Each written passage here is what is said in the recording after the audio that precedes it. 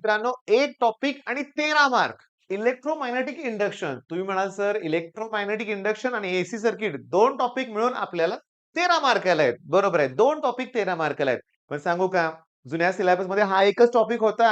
आपलं नशीब किती चांगलं आहे. बघा या एका टॉपिकची त्यांनी 2 टॉपिक केले आणि वेटेज 5-6 मार्कावरून 13 मार्कावर नेलंय. म्हणजे याचा अर्थ या टॉपिकचा आपल्याला परफेक्ट अभ्यास करायचा आहे. मग चला वहीन पेन हातात घ्या. पुस्तकाची सध्या गरज नाहीये आणि माझ्याबरोबर अभ्यास करायचा आहे. सुरुवात करायची आहे डेफिनेशन.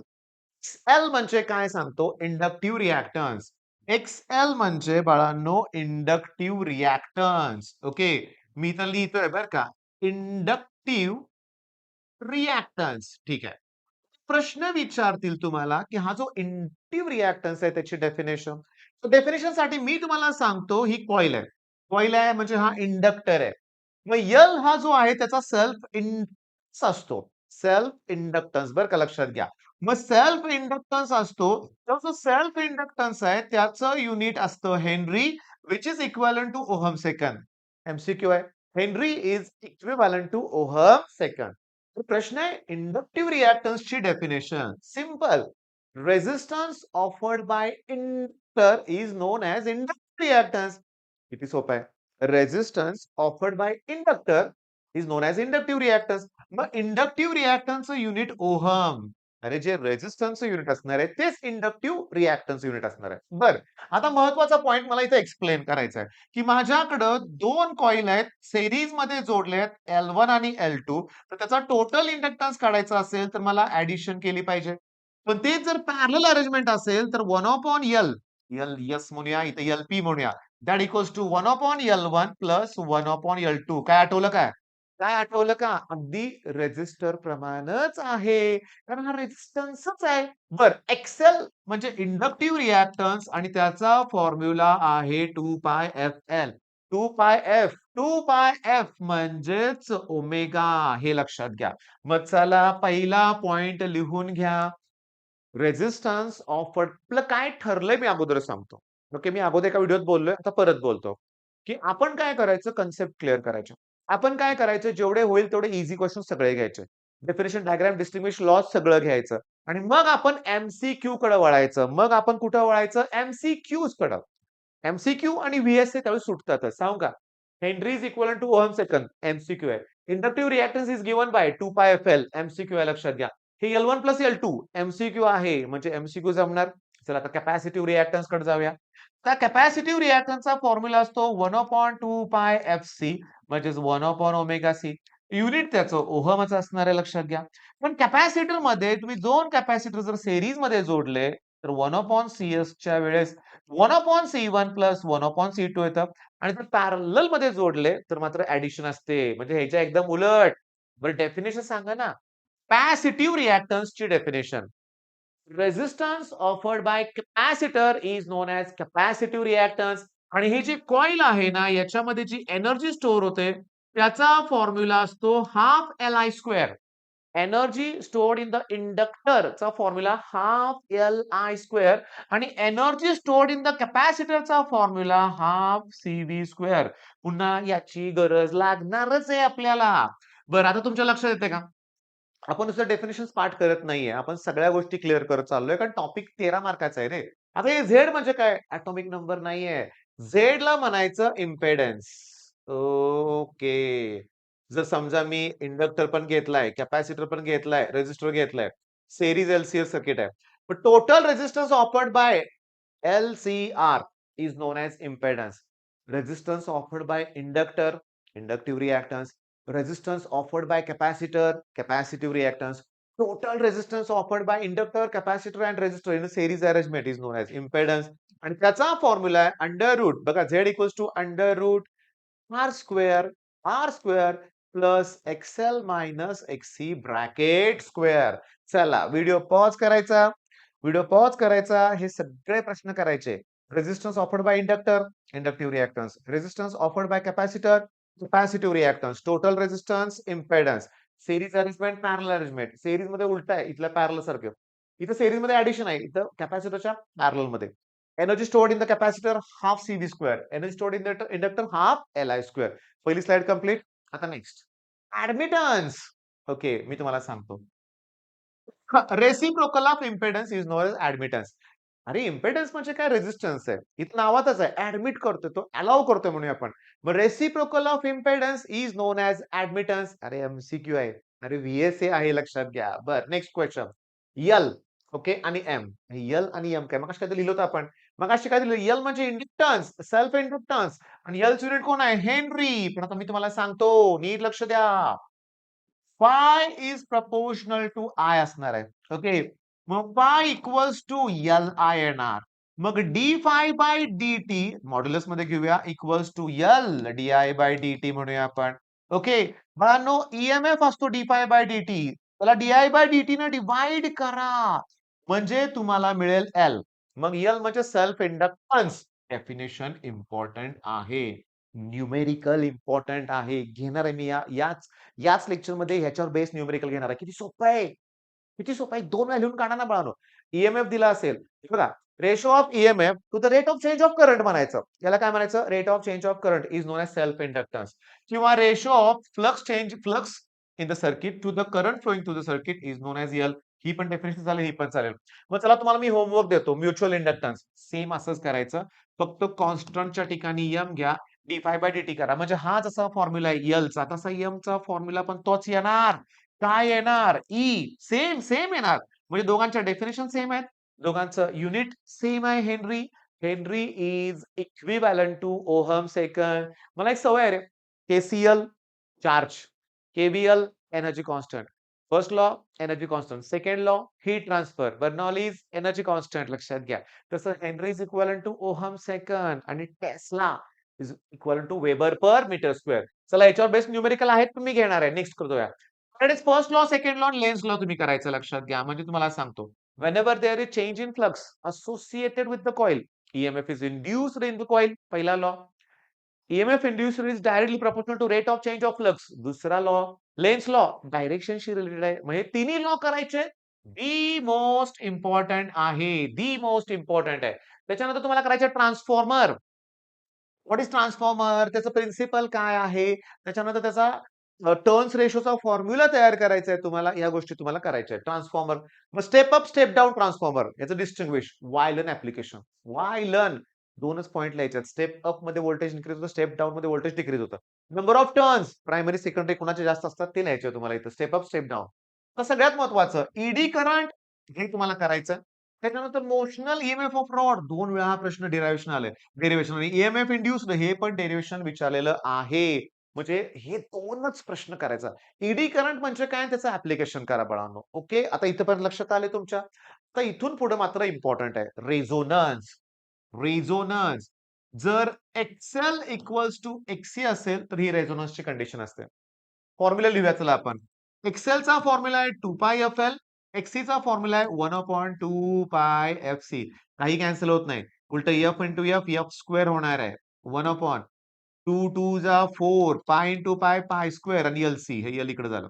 मग तुम्ही स्क्वेअर रूट जर काढला तुम्ही F equals to 1/2 pi under root L C.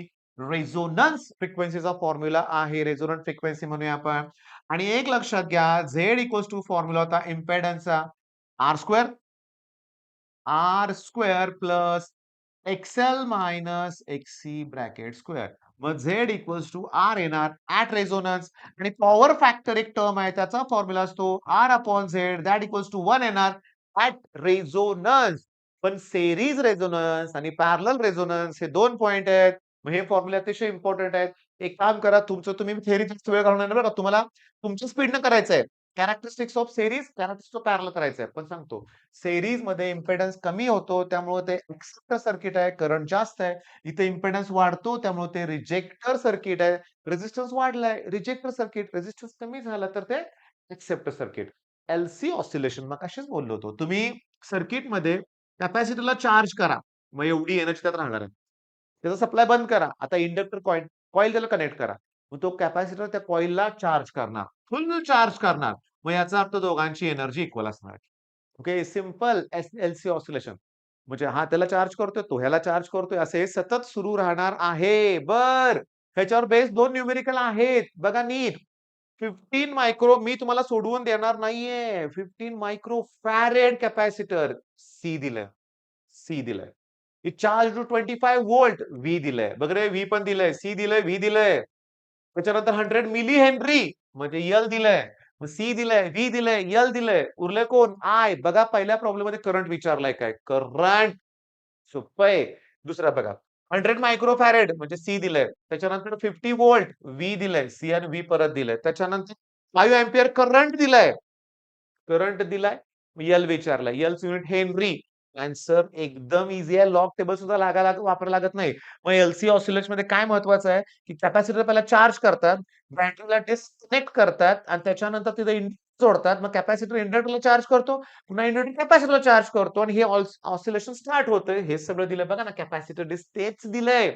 Okay, next slide कडे जाऊया आपण. मी तुम्हाला सांगू का ह्याच्या बाहेरचं काही येणारच नाही रे बाळांनो. व्हिडिओ करून करून माझा घसा दुखतोय लक्षात घ्या. ओरडून ओरडून जरा हळू बोलायला सुरुवात करतो. रेझिस्टन्स आणि रिएक्टन्स याचा डिफरन्स हवाय. ऑब्व्हियसली रिएक्टन्स बाळांनो आणि रेझिस्टन्स तुम्ही सांगू का लक्षात घ्या. इथे क्लिअरली क्लिअरली सांगतो. रेझिस्टन्स एसी आणि डीसी चालेल, पण रिएक्टन्स फक्त एसी ला चालणार बाळांनो. फक्त एसी ला चालणार, डीसी ला चालणार नाहीच आहे लक्षात घ्या. कारण तुम्हाला तिथे फ्रिक्वेन्सी पाहिजे ना बाळांनो. रिएक्टन्सला फ्रिक्वेन्सी पाहिजे ना. डीसी ला फ्रिक्वेन्सी 0 असते लक्षात घ्या. मग हे सगळे पॉइंट्स तुम्ही करा. त्याच्यानंतर आता अतिशय महत्वाचं कपलिंग, कोएफिशियंट ऑफ कपलिंग. इतकं सोपं आहे ना. तुम्हाला L1 देतील, L2 देतील. कोएफिशियंट ऑफ कपलिंग देतील, एम विचारलंय. M equals to K under root L1 L2. किती सोपं आहे. सगळ्या व्हॅल्यू दिले. हाच प्रश्न परीक्षेत येईल. पण समजून घ्या दोन्हीच्या दोन्ही कॉइल आहेत आणि दोन्ही कॉइल म्हणून सांगतो त्याचं काय दिलंय बघा. म्युच्युअल इंडक्टन्स दिलेला आहे. L1 L2 दिलाय, के विचारलाय. कोएफिशियंट ऑफ कपलिंग काहीही अवघड नाहीये. बर आता मात्र आपण लक्ष दिलं पाहिजे व्यवस्थित. दोन कॉइल आहेत. L1 आहे 10 मिली हेनरी बघा आता आणि L2 आहे 20 मिली हेनरी. सिरीज मध्ये ऍडिशन होणार 30 मिली हेनरी. सोपं आहे. हे आलंय परीक्षेत. बर सगळ्यात महत्वाचं energy required to build up a current of 1 ampere in a inductor. अरे एनर्जीचा formula half L I square. L म्हणजे 20 मिली हेनरी दिलंय. मिली म्हणजे -3 करूया आपण. आय चा स्क्वेअर 1 चा स्क्वेअर 1च रे बाळांनो. हे 10 रेस टू -3 आहे ना. 10 10 रेस टू -2 10 रेस टू -2. एक सेकंद मी काय म्हणतोय बघा गडबड करायला नको. शांतपणे समजून घ्या बरं का. आपण एनर्जी काढतो जूल मध्ये. म्हणजे तर मला असं मिळाले 10 इंटू 10 रेस टू -3 जूल. -3 नाही तर होईल की मिली जूल. मग मिली जूल दिलंय ना. ऑप्शन ए करेक्ट आहे. इथं पण बघा हा प्रॉब्लेम माझ्यासाठी इम्पॉर्टंट आहे. नीट हे पुसू मी. series मध्ये addition energy stored in the inductor half L I square energy stored in the capacitor half CV square.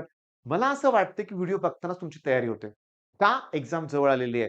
आता तुमचं कॉन्सन्ट्रेशन वाढलेलं आहे त्यामुळे तुमचा अभ्यास पटकन होतोय. हे बघा सेल्फ इंडक्टन्स म्हणजे एल दिलाय 10 milli henry. Change in current 1 ampere आहे बघा की शून्याचं एक झालं. टाइम दिलाय त्यांनी 1.1 सेकंद म्हणजे तुम्हाला विचारलंय इंड्युस ईएमएफ. ईएमएफ हा L D I by D T. मग L ची व्हॅल्यू आहे 10 मिली हेनरी. मिली म्हणजे -3. करंट आहे 1 डिवाइड बाय टाइम आहे 0.1. 0.1 म्हणजे 10 रेस टू -1. -1 वरती गेल्यावर +1 होतील. हे 1 + 1 2 2 -3 10 0.1. 0.1 व्होल्ट येणार. बरं चला आता मी तुम्हाला सांगतो. शांतपणे बघा. ईएमएफ इंड्युसरचे तुम्हाला 2 दिलं होतं. मोशनल ईएमएफ आणि असं असेल तर. हा फॉर्म्युला आहे BLV चेक करा. हा फॉर्म्युला आहे BLV. बी दिलंय का टेस्लामध्ये? बी दिलेलं आहे. लेंथ दिले का? लेंथ दिलेलं आहे. व्हेलॉसिटी दिले का? दिले की. झालं की. संपलं की बाळांनो एकदम सिंपल न्यूमेरिकल आहे. इथं पण बघा. लेंथ दिले का? दिले. व्हेलॉसिटी दिले का? दिलेली आहे. लेंथ दिले, व्हेलॉसिटी दिले आणि टीव्ही दिलेला आहे का? दिलेला आहे. मग ईएमएफ इंड्युसरचा फॉर्म्युला काय? तर ईएमएफ इंड्युसरचा फॉर्म्युला आहे BLV. सिंपल. ही स्लाइड मी मगासपासून मी ठेवली होती बरं का तुमच्या लक्षात येईल का. ईएमएफ दिलाय. ओके. हे अँपिअर पर सेकंद दिलंय. सांगतोय अतिशय इम्पॉर्टंट आहे. E equals to L D I by D T. Okay. EMF किती इंड्यूस झालाय 96 मिली व्होल्ट. राहू दे 96 मिलीच राहू दे कारण इंडक्टन्स पण मिली हेनरी मध्ये दिलाय. तसं चेंज इन करंट बघा 1.2 लिहितोय मी 1.2 का अँपिअर पर सेकंद दिलंय. याचा तर डीआय बाय डीटी डायरेक्ट दिलंय. आता बोर्डच्या एक्झाम मध्ये 3 मार्काला आला होता हा प्रश्न. इथं 91 दिलं होतं आणि इथं 1.3. 13 7 91 तसं 12 96 8 आणि तो हा पॉइंटचा 0 80 उत्तर आलं की रे बाळांनो. मी तुम्हाला सांगू का सगळ्यात इम्पोर्टंट मला ह्या स्लाईड वाटतात. सगळ्यात इम्पोर्टंट मला ही स्लाईड वाटते. ही ह्याच्यावरतीच 3-3 मार्काचे न्यूमेरिकल्स आहेत. तुमच्या लक्षात आलेलं आहे. हे स्टेप अप, स्टेप डाउन, एडीकरण ह्याच्या बाहेरचं काय येणारच नाही लक्षात घ्या. रिएक्टन्स, हे न्यूमेरिकल बरं हे दोन्ही टॉपिक मिक्स करून मी आय क्वेश्चन्स द्यायला लागलोय बरं का तुम्हाला. तर हे एकदम शेवटचे प्रश्न आहेत बरं का. Wattless current. Current flowing through pure inductor और ideal capacitor which consumes no wattless म्हणले ना, वॅटलेस म्हणा. म्हणजे वॉट कुणाचं युनिट आहे? पॉवर. वॉटलेस याचा अर्थ पॉवर कन्झ्युम करत नाही. कन्झ्युम्स नो पॉवर हे लक्षात घ्या. बरोबरचं काय? Phasor. A vector which represent quantity varying sine curve बरोबर. Sinusoidally with the time is called a phasor आणि त्या डायग्रामला फेजर डायग्राम म्हणतात. मी तुम्हाला सांगतो, तुम्हाला ना डिराइव्ह एक्सप्रेशन फॉर इम्पेडन्स विचारतील.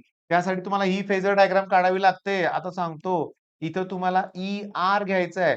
EL वरती येणार, EC खालती येतं. इथं करंट आहे. मग असा डायग्राम तयार होतो. हा फाय आहे.